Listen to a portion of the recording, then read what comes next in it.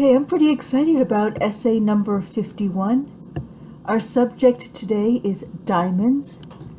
We are here with American Miscellany. This book was published in 1865, so I'm really excited to see what they knew in 1865 about diamonds.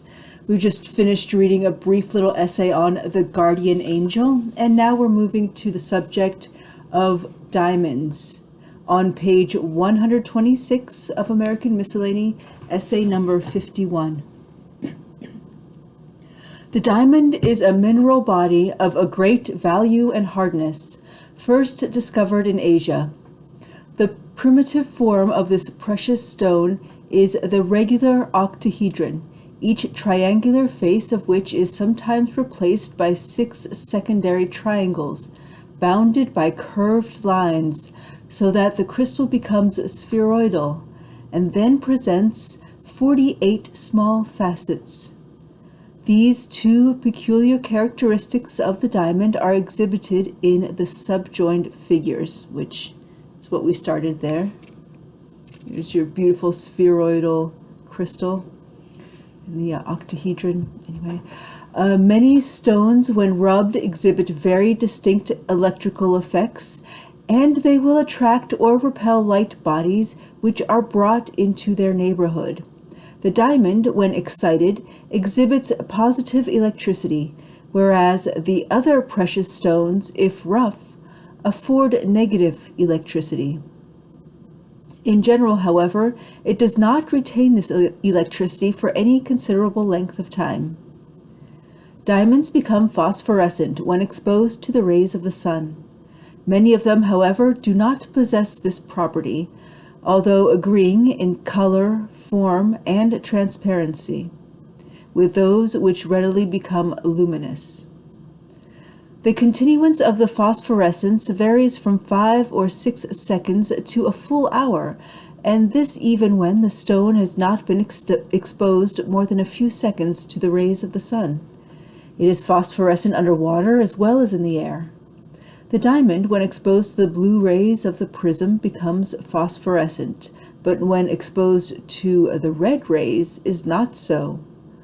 The spark from a charged jar produces the same effect as exposure to the sun's rays.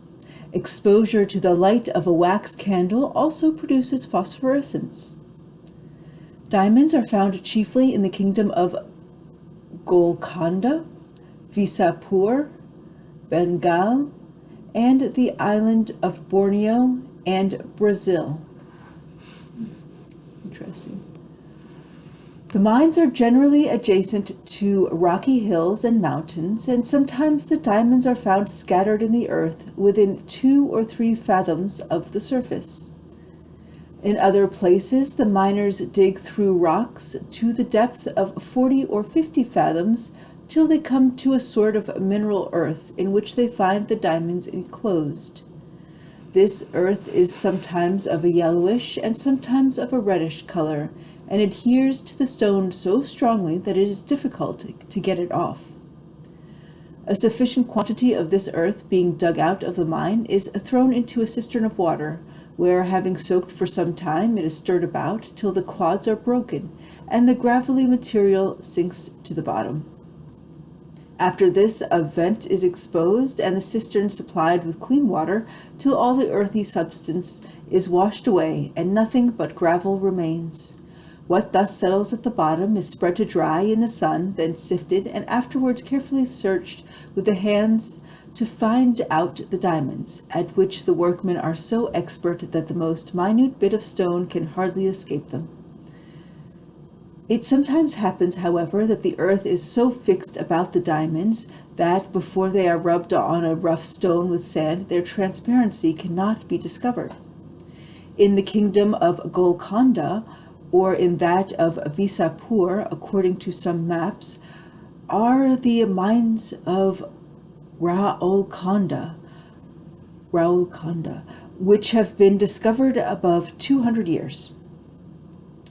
The earth here is sandy and full of rocks, and in these rocks are found several little veins, half an inch or so, or an inch broad, out of which the miners with hooked irons draw the sand or the earth that contains the diamonds, breaking the rock when the vein terminates, that the truck may easily be found again and continued. To separate the diamonds from the earth, it undergoes several washings and other operations, as we have already observed. The miners are obliged to work almost naked, and have likewise inspectors to prevent their concealing of the diamonds, which yet, notwithstanding all this care, they sometimes find opportunities of doing. Tavernier says he saw one detected who had put a small stone in the corner of his eye, but swallowing a diamond is a surer and more usual method among them. If the miners meet with a stone of 15 or 16 carats, they are allowed a reward, besides their usual pay, which is very little. The king has 2% for all the diamonds that are sold, and also a duty from the merchants, according to the number of hands employed in digging. There are other mines at Gani or Kulur in the kingdom of Golconda, where they find diamonds from 10 to 40 carats and upward.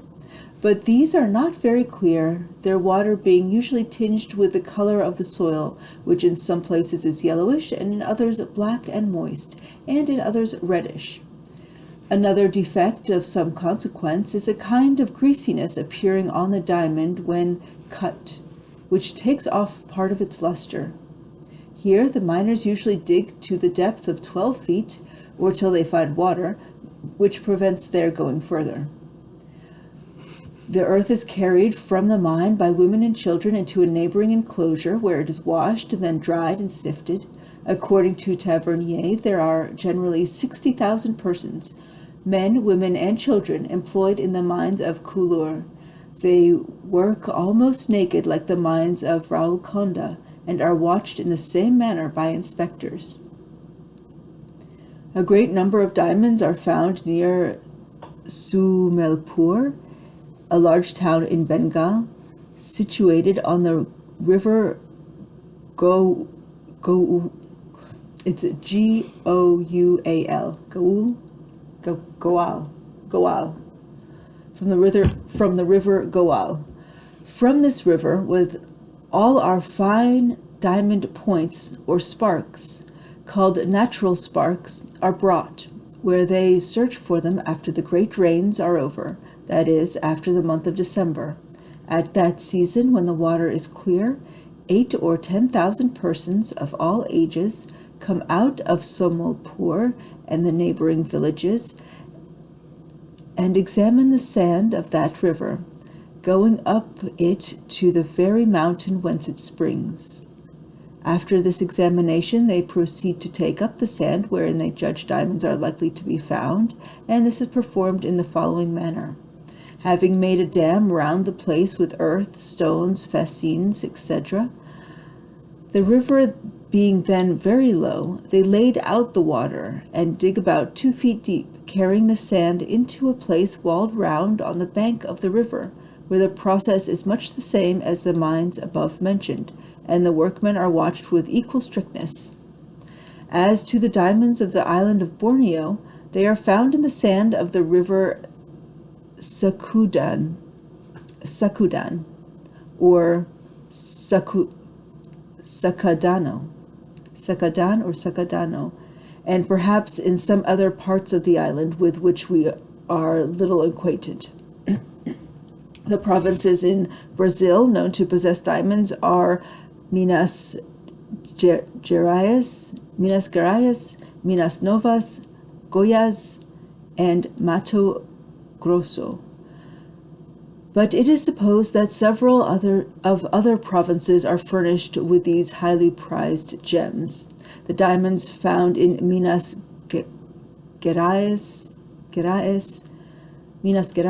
are generally the largest, but they are not of the purest water. The most celebrated diamond mines in Brazil are those of Cerrado Frio, which are also known by the name of the Arraial Diamond, Diamantino, or Diamond District. Properly so called. These mines were not actively discovered until the government of Dorn. Lorenzo de Almeida, although the mines were not actually discovered until the government of Dom Lorenzo de Almeida. Although the diamonds were known to have been in the possession of the Negroes who met with them accidentally while employed in gold washing, and other persons ignorant of their value long before that period. They were first taken from Brazil to Lisbon in 1728 by Bernardo da Silva Lobo. He showed them to the Dutch resident consul, who recognized them as diamonds and informed him of his important discovery. This district is surrounded by almost inaccessible rocks and was formerly guarded with so much vigilance that not even the governor of the province had the liberty of entering it without the special permission of the director of the mines. The mines are wrought by accumulating the casalcajo, a kind of ferruginous earth in which the diamonds are found mixed with flints, and washing it. The former operation is performed during the hot season at a time when the beds of the rivers and torrents are dry and the diamond sand can be easily extracted. When the wet season arrives, the operation of washing commences. It is performed in the open air and frequently under sheds, where the action of the sun is least likely to injure the health of the Negroes. At the bottom of the shed glides a small stream which occupies one of its sides. Seats raised and without backs are arranged along the shed in such a manner that the subaltern officers, feltors, are enabled to watch the Negroes at work. It's hard to repeat that over and over. One feltor superintends 8 Negroes. Each Negro works in a compartment of the shed, separated or walled off, as it were, from the others. The cascalhau to be examined is placed in troughs close to the stream, and the Negroes are introduced entirely naked, excepting in time of extreme cold, where they are allowed a kind of waistcoat, but without either pockets or lining. They are furnished with an alavanca, a kind of handspike, by means of which they separate the earth from the flint, and then, taking the largest stones in their hands, they proceed to search for the diamonds. Notwithstanding the precaution of making the Negroes work naked, robberies of diamonds are of frequent occurrence. When a Negro discovers a diamond, having first shown it to the feltor, he deposits it in a large wooden vessel suspended in the middle of the shed. If any Negro is fortunate enough to discover a diamond weighing 17 carats, he is purchased by the government and receives his liberty. The discovery of a stone of less weight also confers liberty upon the finder, but with some restrictions. Various premiums are distributed according to the value of the stone, even to a pinch of tobacco. Notwithstanding every imaginable precaution, Negroes find means to purloin diamonds, which they dispose of to smugglers, contrabandistas, at a very low price. The latter disposes of them chiefly at Tijuco and Vio do Principe. T-I-J-U, oh my goodness, T-I-J-U-C-U, Tijuco and Vio de Principe. They obtain a higher price at the latter because their risks are greater in transporting them thither. The Negroes frequently contrive to impose upon the contrabandistas, as they have the means, by some simple process of giving the crystals the appearance of rough diamonds, so as effectually to deceive them. Formerly there were as many as 30,000 Negroes employed in the mines, but the number employed at a later day did not exceed 20,000. The diamonds differ greatly in size. There are some so small that 20 would scarcely make a carat. It is rarely that, in the course of a year, more than 2 or 3 are found weighing from 17 to 20 carats, and 2 years may pass without discovering one the weight of 30 carats. The administration of the diamond mines is regulated by a law of 1771. Down to the date of this law, the right of working the diamond mines was farmed out, but from that period the government has taken it into its own hands, and they are all under the superintendence of a board. The crown receives 1/5 of the total value. To bring diamonds to that perfection in which their beauty consists, the diamond cutters begin by rubbing 2 rough diamonds against each other, after having well cemented them to the ends of 2 blocks called cutting sticks, thick enough to be held in the hand. But this means they rub off the dull outer crust and reduce them to form in order to their being polished, and this powder, thus rubbed off and received in a little box, serves to polish the stones. Diamonds are polished by means of a mill, which turns a wheel of cast iron, smeared with diamond dust, mixed with oil of olives. This wheel moves horizontally, and before the diamonds are applied to it, they are soldered into pieces of metal prepared for that purpose. But diamonds are more expeditiously divided by finding the grain of the stone, as it is called, that is, the disposition of the laminae or plates of which it is composed, and introducing between them the point of a fine chisel. When this is properly done, a stone will split as evenly as a piece of talc, and give 2 diamonds or more, if the thickness will allow it, of the same breadth or surface with the original one. The splitting of a diamond sometimes answers on another end, when the stone has a flaw or blemish in it, which greatly debases its value, for by separating the plates at a proper depth, the flaw may be removed. The diamonds chosen for cutting glass are all crystallized. The faces are curved, and hence the meeting of any 2 of them presents a curvilinear edge. If the diamond be so placed that the line of the intended cut is a tangent to this edge near its extremity, and if the 2 surfaces of the diamond laterally adjacent be equally inclined to the surface of the glass, then the conditions necessary for effecting the cut are complied with. In addition to the cutting and engraving of glass, the diamond has been very advantageously employed in drawing minute lines on the surface of steel, by which all of the beautifully variegated tints of the rainbow may be produced. As an article of commerce, the value of diamonds is measured by various circumstances, among which are their size, form, weight, color, purity, and cutting. In the diamonds which have been polished, the most valuable are the limpid, which command a price twice as great as those that are tainted with blue, gray, black, yellow, or vitreous spots. The quality of diamonds in reference to their purity and transparency is described by the terms the first, second, and third water.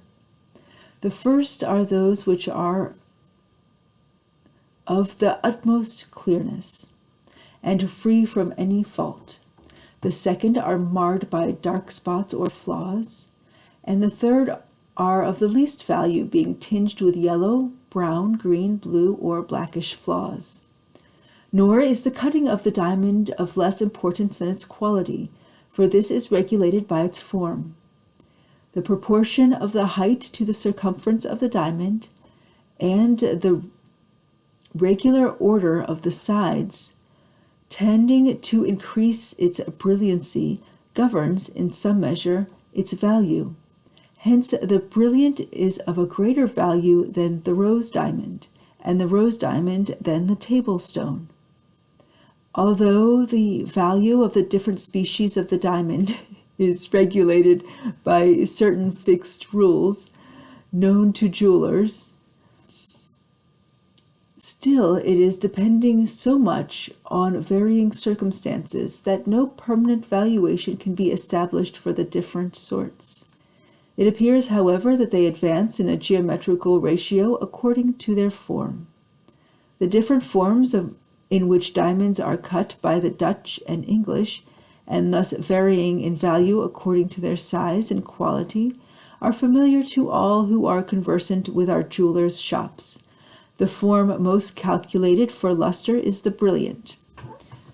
The rose diamond that is usually cut from the gem, which is too thin to be cut into a brilliant without much loss, has only a crown and is formed of equilateral triangles. It is composed of 2 rows of 3-sided facets. Fragments of rose diamonds, which are very small, are sometimes seen, and also small roses for eardrops. The table diamond is a flat gem without much depth or luster. It is usually cut into a table with 4 planes and 8 facets. Peculiar care is required in the cutting of gems depending upon their form and color, in order to exhibit their beauty with the greatest effect. The step or pavilion cut is especially adapted to colored gems, as the light is reflected by this form in the highest degree. The mixed facet cut is compounded of the brilliant and pavilion cuts, the first of which is on the crown, and it contributes greatly to increase the luster. The elongated brilliant facet cut is sometimes used in the cutting of stones. The table cut, appropriate for seal stones, is composed of an uneven and conchoidal table, surrounded by 1 or 2 circular rows of facets. The double facet cut has a crown composed of 2 rows of facets, with a collet of a pavilion form, and is well adapted to conceal any flaws or fissures in the stone. The cabochon cut is either flat, convex, or double convex, that is, arched. It may be on both sides or only on one. This cut is particularly applicable for semi-transparent gems, or those which display their particular colors, such as the opal, moonstone, etc., or collect the light in a small space on one or several parts, according to the convexity they have received. The cabochon cut may have 1, 2, or more rows of facets, and opaque stones receive with advantage the facets over the whole surface. Garnets, for instance, which are generally of a dark color, are cut on cabochon. The lower plane excavated in a circular form, and the upper plane all around with facets. Other gems, the interior faults of which cannot be concealed, may be improved by this cut, giving them more transparency, vividness of color, and a greater degree of fire. As allusion has been made to the great value of diamonds, it may be mentioned that at a very extensive sale of gems made in London during the year 1837, there were sold an amount to the value of nearly $230,000. Among these there were a pair of earrings, formerly the property of Queen Charlotte, which produced $55,000, a sapphire set with brilliants, $2,465. Brilliant drops, which were stated to have formerly belonged to Marie Antoinette, $8,875. A Turkish dagger mounted with brilliants and rubies sold for $4,000. And the celebrated Nassau diamond was purchased at $36,000. It may be proper here to notice the principal diamonds which are now known to exist in Europe.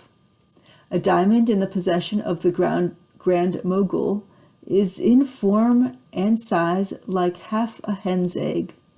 Its weight is 297 3/16 carat. It is cut in a rose form, is perfectly limpid, and is valued at $800,000. A diamond found on the island of Borneo was formerly in the possession of the Raja of Matan. This is of an egg form and of the first water. It weighs 367 carats.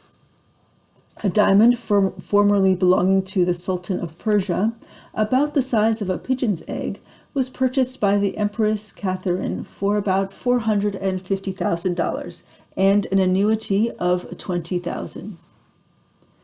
One weighing 138.5 carats is in the treasury of Rio de Janeiro. And a single gem is possessed by the Austrian crown, which is valued at $500,000. The famous Regent or Pitt diamond, which was purchased by Mr. Pitt when governor of Bencoolen in Sumatra, and by him sold to the Regent Duke of Orleans, who placed it among the crown jewels of France, was valued by a commission of jewelers in 1791 at over $2 million. Another diamond belonging to the crown of France is in the form of a pear. It is cut as a double rose diamond and was purchased for $100,000.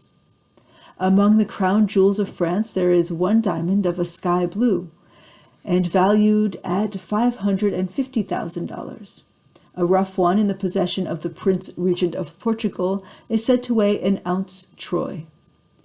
Two large diamonds belong to the Turkish crown, one of which is valued at about $180,000, and one was discovered in Brazil in 1780, which is now at Rio de Janeiro, weighing 72 carats and 3/4 grains. Another was found at the same place, weighing 70 carats. It is said that the largest diamond known in the world is now in the possession of the King of Portugal.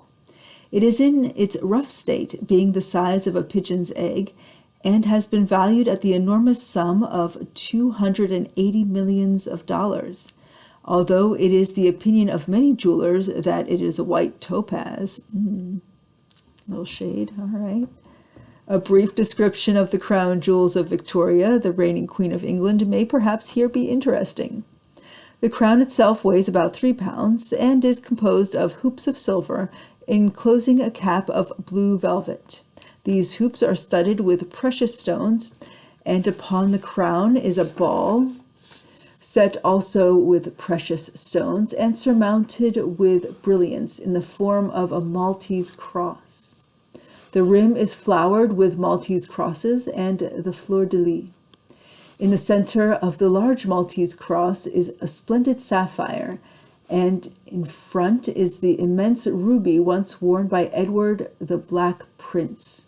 Numerous other precious stones, rubies, pearls, and emeralds are intermingled with these gems down to the rim, which is formed of ermine.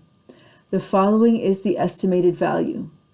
20 diamonds round the circle, $7,500 each. That's $150,000. We have 2 large center diamonds valued at $10,000 each, adding up to $20,000. 54 smaller diamonds placed at the angles of the former. That's $500. 4 crosses, each composed of 25 diamonds. That's $60,000. 4 diamonds on the tops of the crosses. Oh, wow, $200,000. 18 diamonds contained in the fleur-de-lis, only $50,000. 18 smaller diamonds in the same, that's about $10,000. Got pearls, diamonds, etc. on the arches and crosses at $50,000. 141 diamonds on the mound, $2,500. 26 diamonds on the upper cross at $15,000. And finally, 2 circles of pearls about the rim come to $4,000. For a grand total of $362,000. Is that a 3? To be honest, my vision is bad and I can't tell if that's a 3 or a 5, so let's bring it into the sunlight. No, that's a 5, my friends. That is $562,000. So the royal crown was worth a little over $500,000 back in 1865.